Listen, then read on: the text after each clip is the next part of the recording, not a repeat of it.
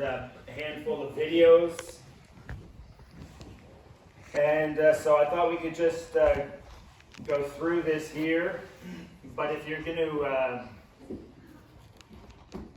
I kind of need Corny and Marcus and Max as well, because I'm just going through pictures. They don't even know which pictures are here or videos or anything like that. They haven't even seen this because it just got done.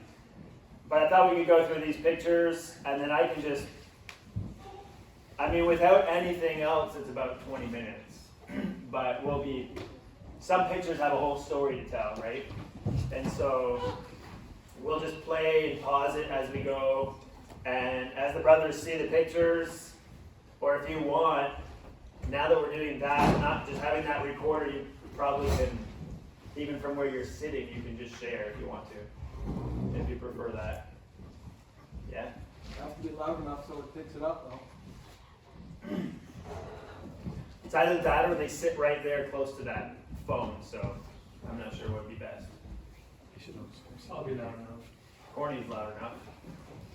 Marcus and Max will be doing most of the sharing. Corny and I will pipe in when we need to. And but thanks a lot for praying for us. It was, I think some people asked us, was it worth it? Was it a success? How did the trip go? We talked about those things throughout our trip. And asked Henry what he thought. And this is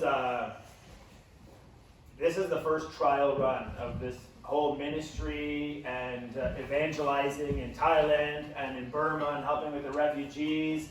Henry's done some refugee work, right? But this was a trial run. And Henry had some things scheduled. The plans changed many times. And finally it came to the things that we did. That's what he landed on. And he wasn't sure. Like, some of these people he's never worked together with before. And so he really wasn't sure how this is going to go. And we had no expectations. We just wanted to be the hands and feet of Jesus. And we were willing for our schedule to be changed and things to just change as we went along. We were just in for the ride and wanted to be a blessing wherever we could. But everything went really just the way that Henry thought and was hoping that it would go. There was no real hiccups or anything like that. It ended up being a real blessing. And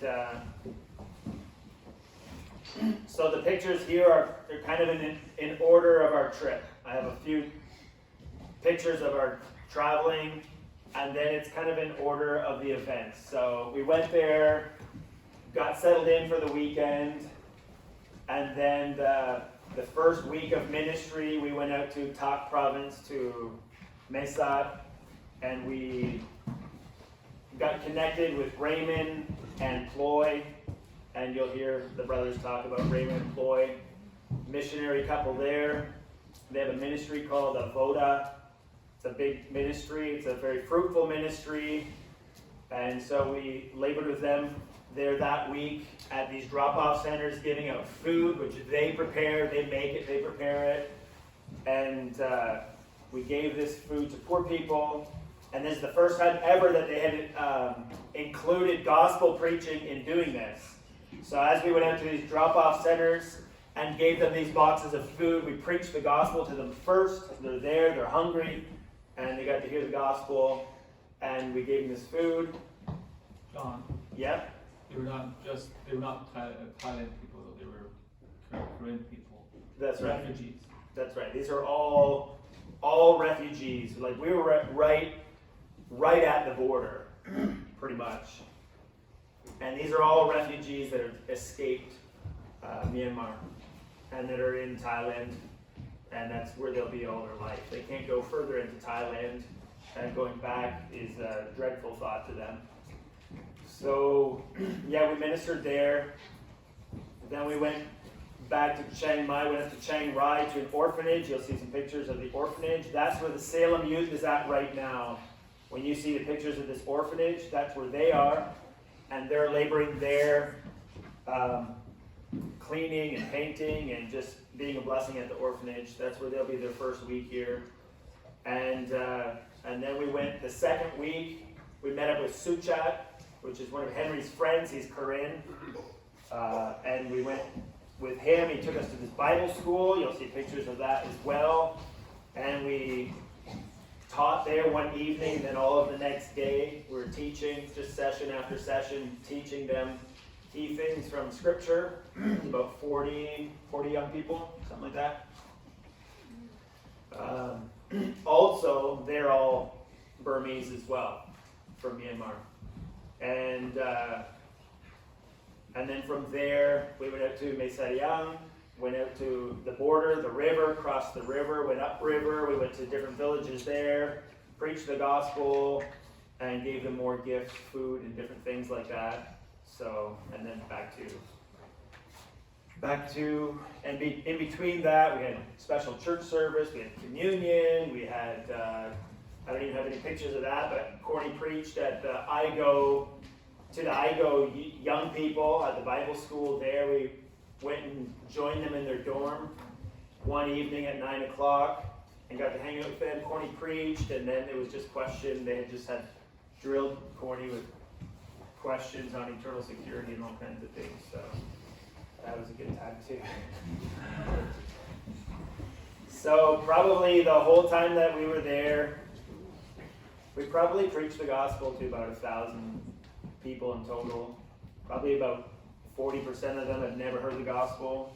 Praise the Lord. And so a lot of people, animists and Buddhist backgrounds, some Muslim, had heard the gospel for the first time, which was a real blessing. Let's see if I can get this going here.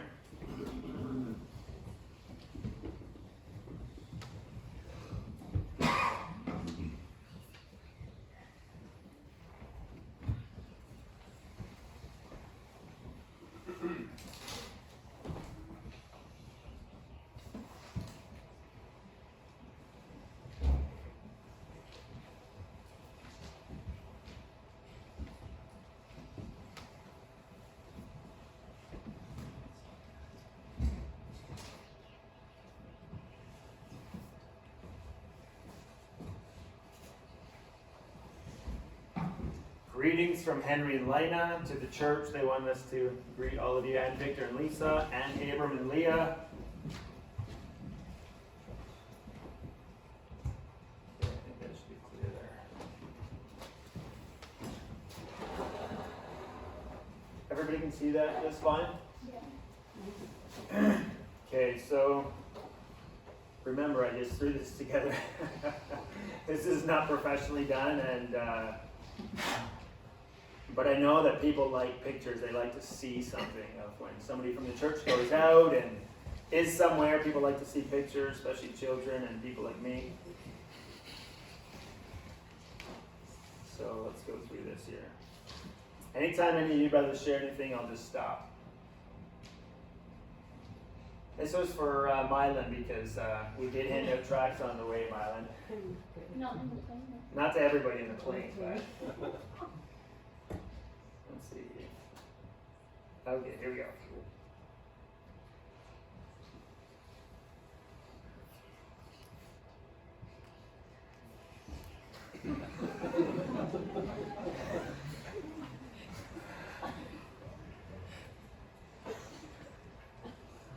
Angel. Yeah.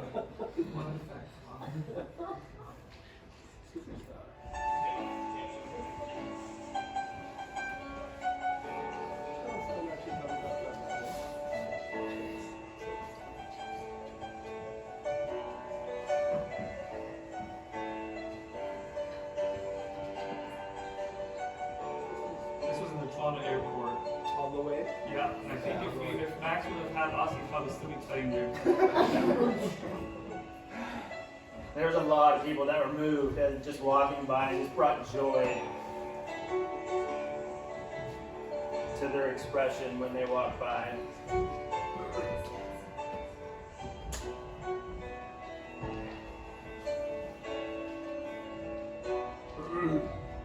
So, 7 o'clock, 8 o'clock in the morning, eh? Something like that, yeah. Businessmen go on board hearing this music.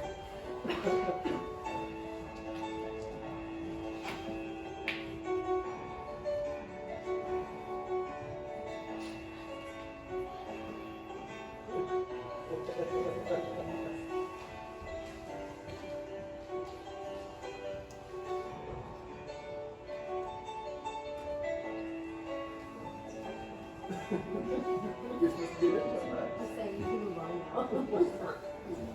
So it's short. It's down. Good job, Pat. Water pressure. Japanese Airlines. You should maybe explain what that was, John. That was a bidet, and Japanese use bidets. So kind of like not really fitting well.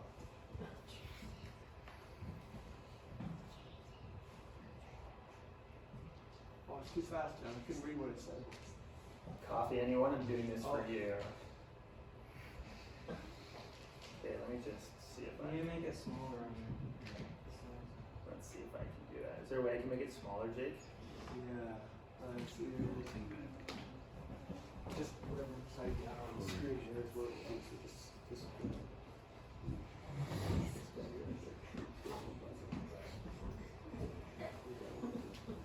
And now you can strip to whatever size you want. Here? No. Not here, right? No, grab the picture. Grab here. And then just. Yeah, make it around. You get the corner and it's Apple, so I really don't know how. Oh, there you go. Same idea. Just make it whatever size fits the screen.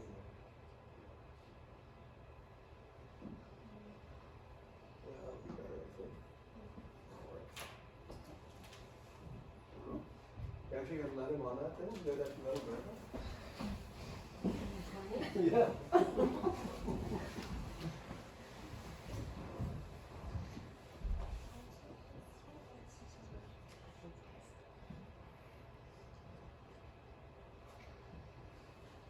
And we love Amazon. Yep. Yeah, some of the words are We not spent a lot of time. showing up there or whatever, but He said he'd do it for the team when we stop at Amazon for coffee, but we found out that it was actually him. This is Raymond Employees compound right here. okay, I want to.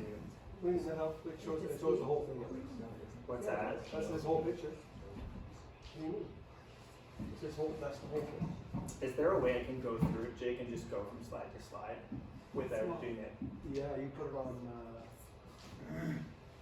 you can slow it down. I think. You have it as a slideshow, I think. You have to take it away from the slideshow. Okay. Sorry about that. See if there's something.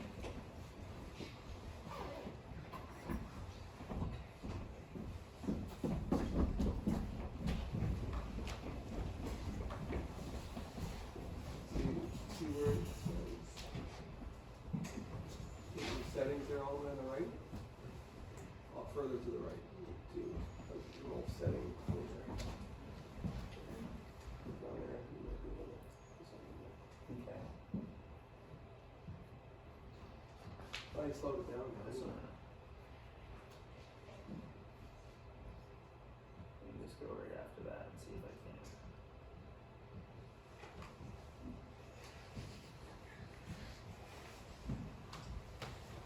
Yeah, it's going a bit slower anyways.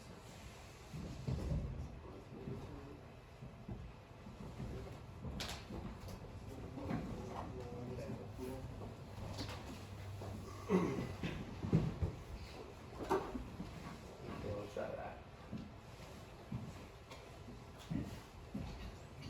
You can always press pause too if you want to explain something, right? Okay. There were some like headings and stuff like that you won't be able to see just because. This is what Henry loved to do. He loved to take us out for coffee. But he would say he's doing it for us guys, obviously. This is the Thailand version of Tim Hortons. Yeah, this is their cafe, Amazon cafe, so. Marcus, this isn't allowed in Canada, is it? That's what it says there.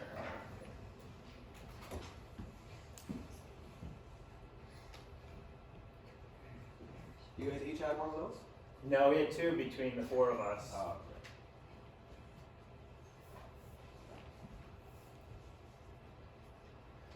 Thai transportation.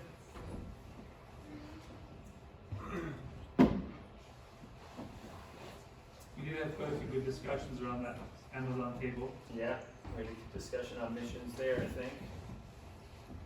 Corny says, I'm ready, let me preach.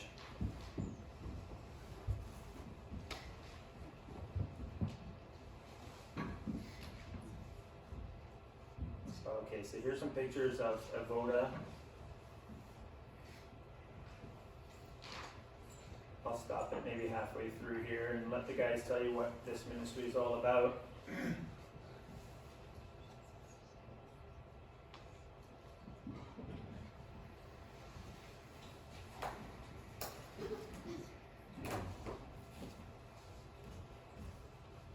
So we came here for lunch and met with Raymond and Ploy.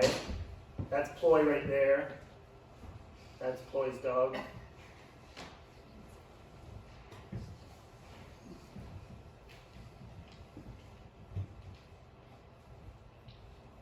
Has anybody ever seen this picture before? Yeah, it's always really blessed me. We used to have it up in our home, Dirk Willems, but it was something that really inspired him too, which really blessed me. Would he be Anabaptist? No, he's not, but He likes the Anabaptist mold. yeah, as he's looking for laborers for his ministry, that's kind of where he's looking to. Okay. Like people from Igo and some of the Anabaptist brothers. That's Is that him in the back? That's Raymond back there. Yeah, I don't really have any good pictures of him, but Raymond is a 70-year-old man right there. Converted hippie from the hippie movement. God did a wonderful work. It's a tremendous testimony. Some of the young men probably know better than I do. But he has had a passion for Burma, for Thailand for years. A lot of his staff are actually Korean people from Burma.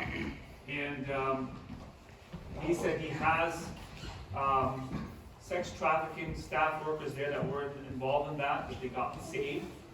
From the age of 3, he's taken them out of that. And he has a real heart for that. And so he makes all their own food to the boxes that we give out. And that's his wife, Ploy, there, and she's got as big of a burden for it than he does. She's quite a bit younger than he is, too. oh, thanks for that. Oh, you're such a blessing.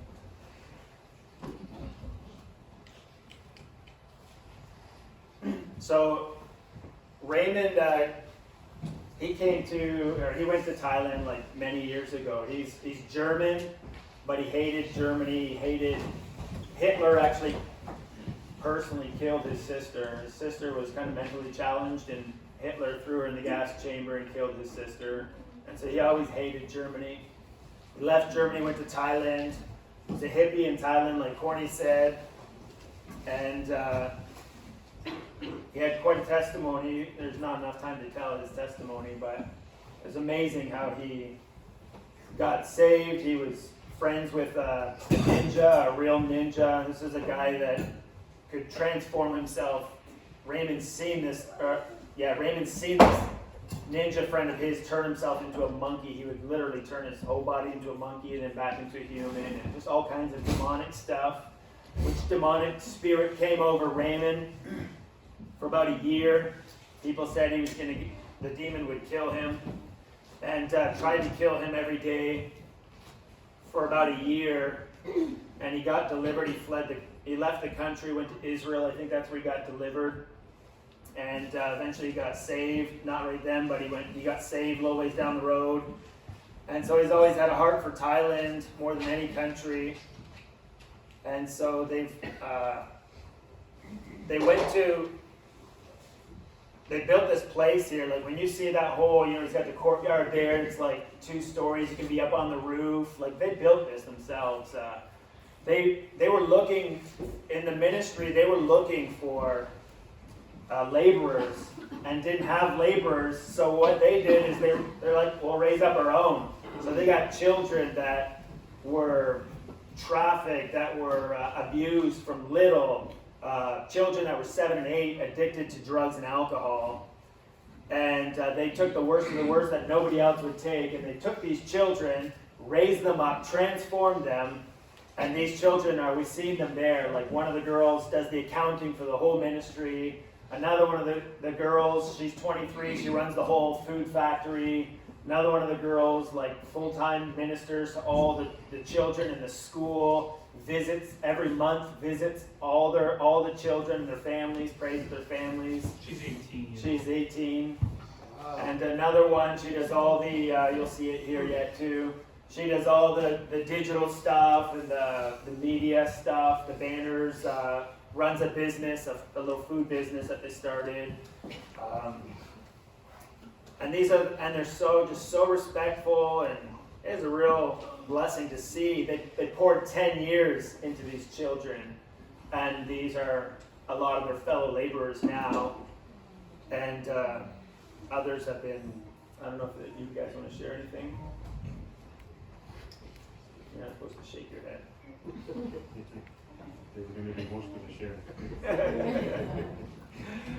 They were really inspired by Raymond and Chloe as well. They're a very, very godly couple. And they've got, well, you'll see, I'll show that in a minute. This room here is, he calls it the think tank.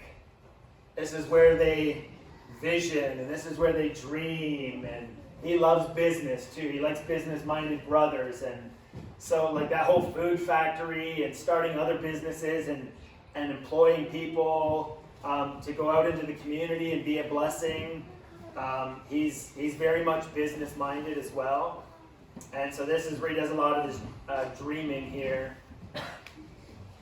collaborating. This would be the headquarters. He has 4 other outlets besides this one, right?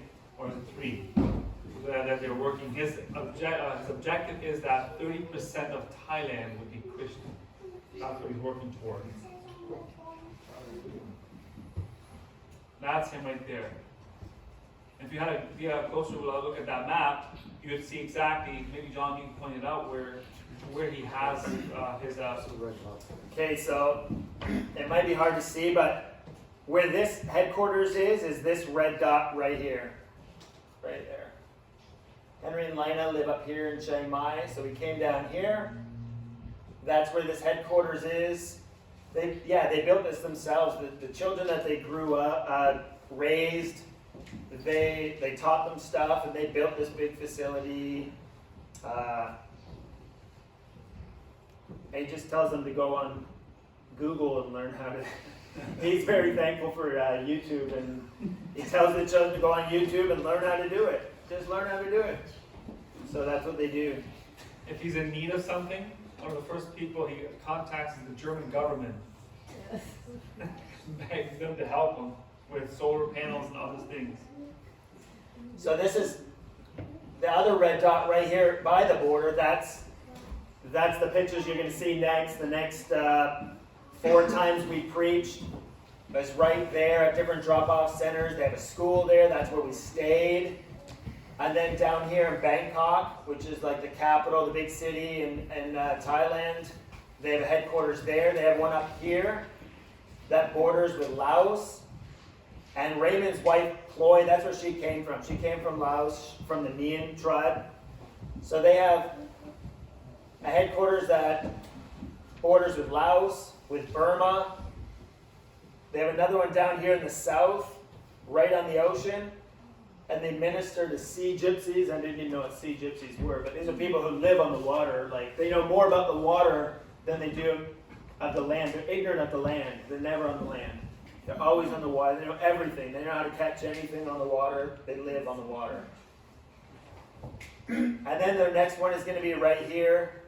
So with every border, so Cambodia, they're going to have another headquarters bordering with Cambodia. And this just behind here says Thailand, 30% Christian, because that's his vision. Not just transforming lives, but they're literally, I should mention this, one of some of the things they do, and God has shown them, they're teaching, they have a school where they're teaching children all kinds of things. From computers, you'll see some of the pictures, music, dance, different careers, language, and they're teaching these children, these Burmese children, other children, they're teaching them these things, law, and they go out, they get saved, they go out in the community, and they literally transform communities. Like some of these places up in Chiang Rai there, in this town up here, 85% decrease in drug use in this town through their ministry. It's totally transformed the town. And the way they minister, we found that fascinating, is they take these young children bring them into school, and teach them to go back home and honor their parents, which opens the door to get into the home, to pray with the parents and to talk with the parents. And instead of, he said he only learned this, what was it? After 30 years of ministry, he learned that if we want to get to the parents, let's teach the children how to honor their parents and respect them, and then send them back home, and that'll open the door. And one testimony he shared with me was that one family had asked another family, why are your children so respectful towards you? And then the father had said, it's because they go to school. They teach my children how to be respectful. And that in turn opens many doors for them. They used to go home and argue with their parents and things like that. And this was a game changer, like Corny said. Now they teach them, you go home and obey your parents and live Christ in your home. And that has just brought many families to Christ through doing that. So these people are really poor, like they have nothing.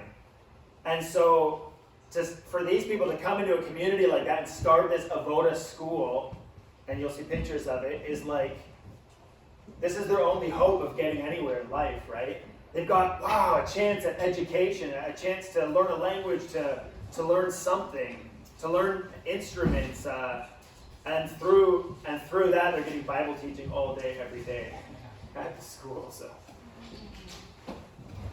it's been a very fruitful ministry.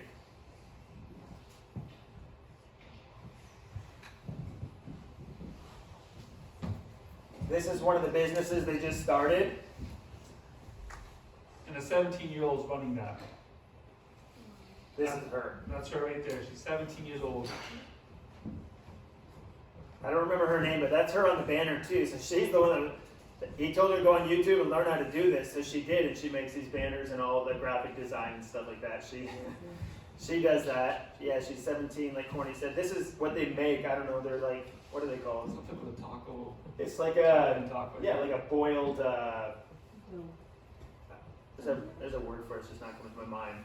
You'll see the stuff that they used to make. Leave it there. It's right underneath. Yeah, Just right. leave it. Yeah. You guys went to talk. You guys learned that, didn't you? Where's your translator, John?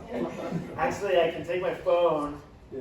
and I can just put it up to any words in any language in the world, and it actually does it. Just shows you automatically what it says. So that was helpful in Thailand, but it doesn't help you to talk it any better.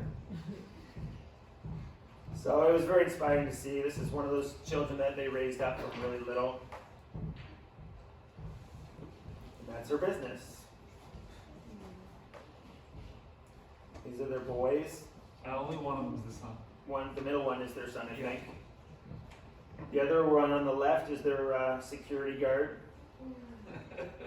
Which they find sleeping on the job. They go to the security booth in the middle of the night and just shout and try to wake him up. He's out. But he's their security guard anyways. This is their next, I don't remember if this is the one they're doing by Cambodia, but this is the one they got the property and they're going to be starting this next headquarters. I think this is the one I think so too. in Cambodia.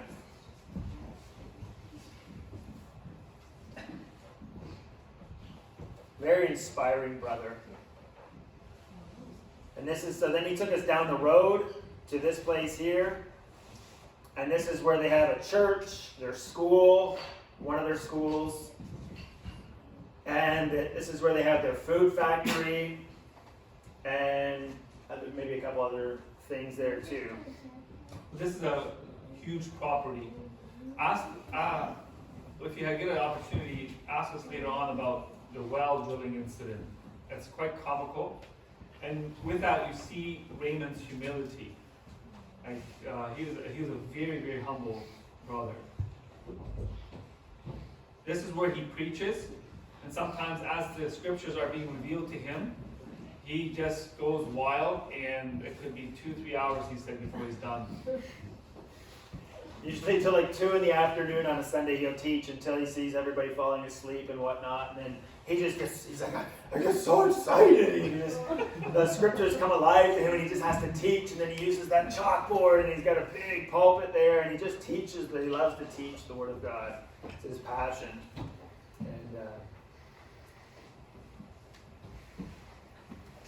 that's where they meet for church. Open air. This is an idea they got from Child Evangelism Fellowship. So they have those paintings painted on all the walls there. They're all Bible stories, like, and they just take those, and they're in their school every day. They'll teach a Bible story. They start at creation. Those paintings there on all the walls, and they start at creation, and then each painting is a story in the Bible right through to Revelation. And they teach these stories to the children. They get familiar with the Bible. Teach them English too. They not all of them know English. I think they do teach them English. This is computers here, though. My wife asked the question, where do they get their finances from?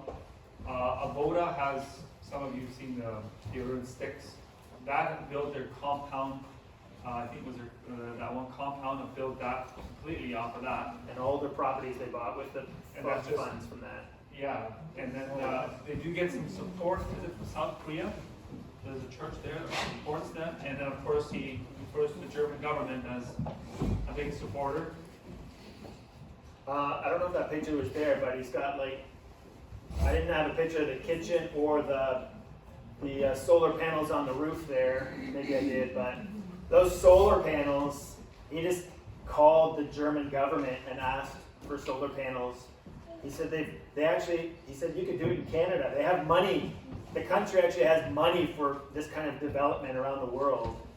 And so all those solar panels, which covers 65% of their hydro bill, is just a gift from the German government. And then the whole kitchen, that was another gift, another year from the German government. So. And the German government was very happy that they called him because he apparently he asked for it, and they're like, oh, thanks so much for calling, because if we don't use up this money this year, then next year we don't get as much money. So they said, he had said that next time he has a need, he'll just call the German government, because they're excited to be able to give their money out, because each year they don't use the money, their funds get decreased for humanitarian stuff. You have not because you asked not. Just got asked. Everybody here gonna ask you the number. All true though. Yeah. Even big, they'll call big shoe stores or different stores in the big cities and, hey, do you have anything extra? And they'll send them 100 pairs of shoes, or a lot of their things they get just by asking. That's their computer class. This is their music class. Max got to play with them a little bit. They're big in Thailand teaching guitar and music lessons. So this is those, I want to call them dumplings. I think that's what they are. It's like steamed dumplings. This machine right here, Cam donated this to their ministry. So everybody's familiar with Christian Aid Ministries. Did you try those things? No, we never got any actually. They were closed those couple days there. They weren't doing anything. So they have all these nice machines. They make the dumplings right there. Then they go into this steamer. And most of these are gifts from ministries that just seeking to bless them. Then they go into this, that's like a fridge that freezes it really fast, like a quick freeze. This is his invention. He puts silver into all their food. They're really big on health and providing something really good for the people.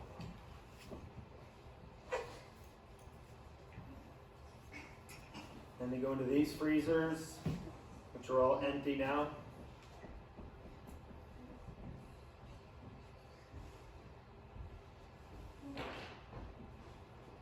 Some of the workers. These are a couple of their workers, yeah. I don't know if this looks familiar to anybody. And then That is it's a superfood. It's a Spanish broccoli, no, cauliflower. It's high. They put this in there for protein bars.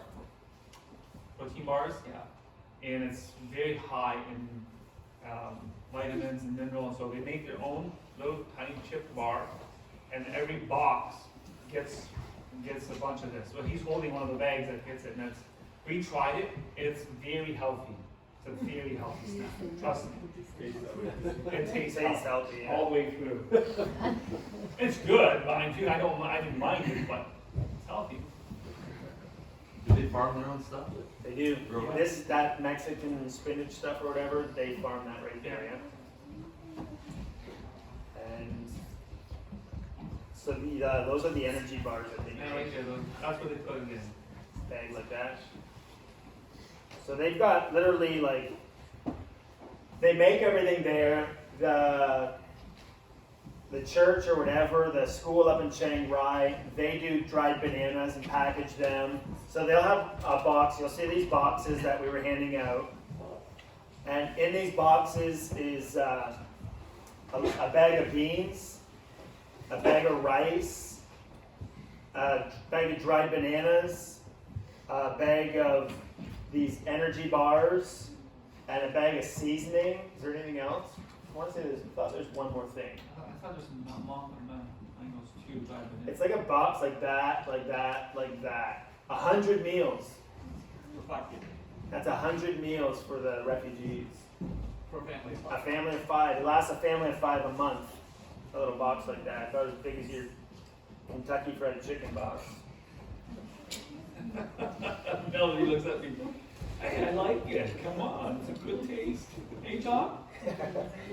One of the things that was a real blessing to me there, when he put that seasoning on there, the last time I've shared this before, the last time when I was in Thailand, Henry was sharing, Dwight, Stephen had been there, Daniel, Margaret had been there, Lester and Lorene had been there, and I was just like, I felt so small. I thought, how am I going to be a blessing to Henry and Lena here? And then the Lord gave me that scripture the next morning about the girl who broke the alabaster box and poured it out on Jesus. And the others were critical, and Jesus said, she hath done what she could. And the Lord is just showing me, just do what you can. That's what I'm asking you to do what you can. And then here when we were at IGO the first Sunday, we were at the IGO church, and lunchtime we're just sitting around different tables and talking to different people. There's a lot of gifted people there. And I was sitting at the one table there with Val. He's the one that started the IGO Bible School. He's an older man. He was preaching there that Sunday. He came from Canada. United States. From the United States? Okay. From the U.S. And then a couple other brothers that lead all the English teaching ministry. And I was talking to these brothers and asking them about their ministry. And it was like another one of those times where I just felt so small. It was just like, it was almost like, what am I doing? Like, these Anabaptists down there are just extremely gifted. They're orderly, they're organized, they get a lot done. They've got several different ministries, they're fruitful ministries. And I was, when I talked to them, I'm like, oh, I could never do that. That English teaching ministry or that ministry that you're doing there, it's just like, I could never do that. I'm not gifted. I'm not knowledgeable in that. I could never do something like that. And then they were asking me what we're doing out here with Henry. And I was sharing that with them, how we're going to be evangelizing in these villages and stuff. And then Phil Segrist there, he said, oh, you brothers are the right brothers for the job, he said. And I'm like, what do you mean?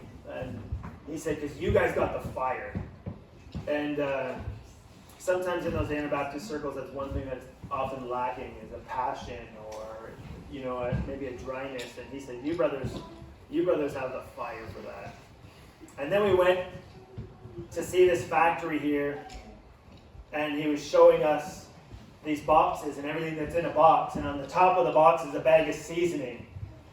And everything else is the nutritious stuff, right? These super food bars, and the beans, and the rice, and the dried bananas, and all this stuff. And then on top, they throw a bag of seasoning. He said, this is what puts a smile on their face, he said. And the other stuff is all the healthy stuff, but he said, but this will make them smile. And it was just like, I just put that together, and it was just like, Lord, that's what I want to be. I want to be that seasoning. I don't have the gifts to do all those other things, that nutritious stuff, but I want to be the fire that brother called it, the seasoning that puts the smile on these children's Amen, space, brother, refugee amen. space.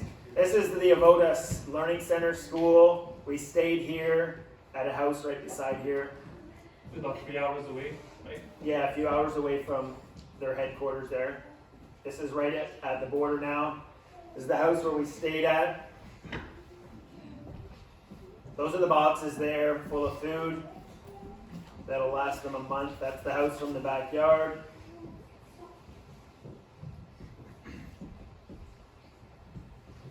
It's our sleeping quarters here. Made your bed. Well, this is before we touched it.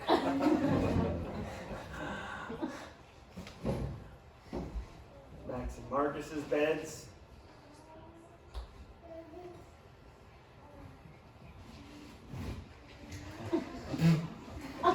You can't really see it too well, but that's the bathroom facility, squatty potty. These are the boxes, 100 meals per box. The house was full of these boxes they had prepared.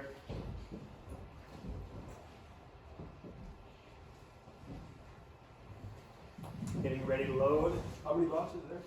So the people, 400. 400 boxes. people that get these boxes, it's explained to them that how they use it, that it lasts actually that long. Like, do they I call would it- imagine so, I think so. Yeah, I would think so. So then we went out the next morning. This is the first drop-off center number 1 here. So that's what they do though. The team members will load it all up. They'll take it there and stack it like that. And then all the people gather. They put up these tarps. All the people sit on these tarps. There's usually between anywhere from about 120 to 150 people would come out. And then what happened is we would sing first.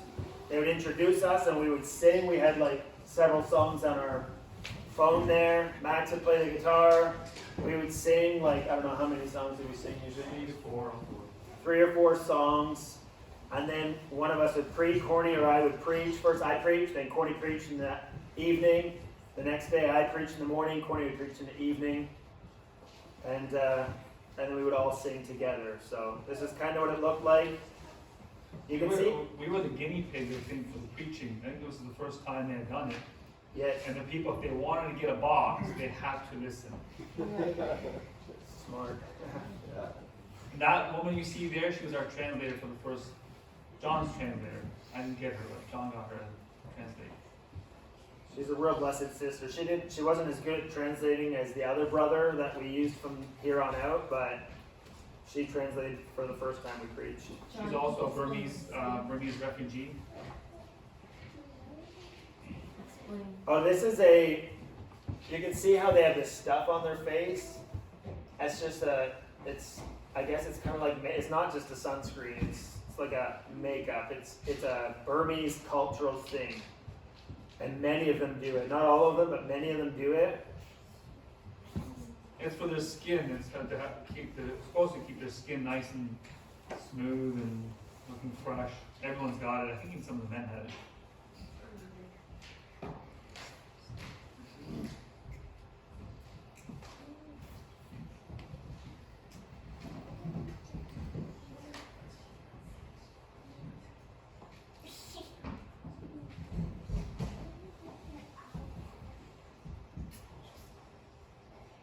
They love pictures. I get tired of smiling. These people here were poor, also quite poor. These were refugees. These You were would refugees, have walked okay. in their camps, then you would have seen that they lived in slums. I see. So Henry would have organized this, or did Yes. you just kind of jump on board with the food distribution? Henry organized the whole. They thing. organized it and we jumped on with them. How about Henry Oh organized no, that's right. This was Aboda's doing. You can see it on the boxes, Avoda Aid. This is their ministry. So they supply all the boxes and all that. Okay. Yeah.